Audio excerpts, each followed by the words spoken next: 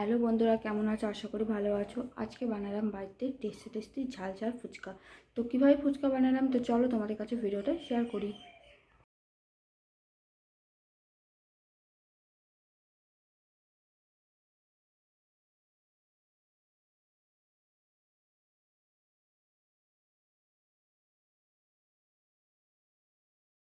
দেখতে পারলে তো বন্ধুরা, আমি ফুচকার সমস্ত কিছু রেডি করে দিয়ে ফুচকার সমস্ত কিছু মাখিয়ে ফুচকা বেলে দিয়েছি। মা শুধু ভাজছে।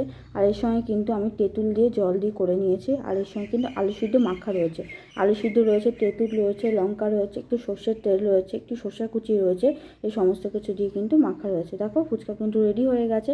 দোকানের মতো অতটা শেপ আসেনি, কিন্তু যেটা করেছি আমি আর মা দুজনেই ভাগাভাগি করে খেয়ে নিই। যেহেতু বাবা ফুচকা খাই না, সেই জন্য আমার আর মার জন্য করা হয়েছে। তো কেমন লাগলো ফুচকার ভিডিওটা অবশ্যই জানিও। আর ফুচকার ভিডিও কিন্তু আমার অলরেডি আগে চ্যানেলে আপলোড করা আছে, তোমরা যারা যারা দেখোনি অবশ্যই দেখিয়ে নিও। এটা কীভাবে কী করলাম মোটামুটি তোমাদের কাছে শেয়ার করলাম বন্ধুরা। রুচি হতো, খেতে কিন্তু খুবই ভালো হয়েছিল এবং টেস্টি হয়েছিল। তো নিজের রান্না বলে বলছি না, ভালো হয়েছিল, খেতে খুবই সুন্দর হয়েছিল। এই ভিডিওটা কেমন লাগলো জানিও।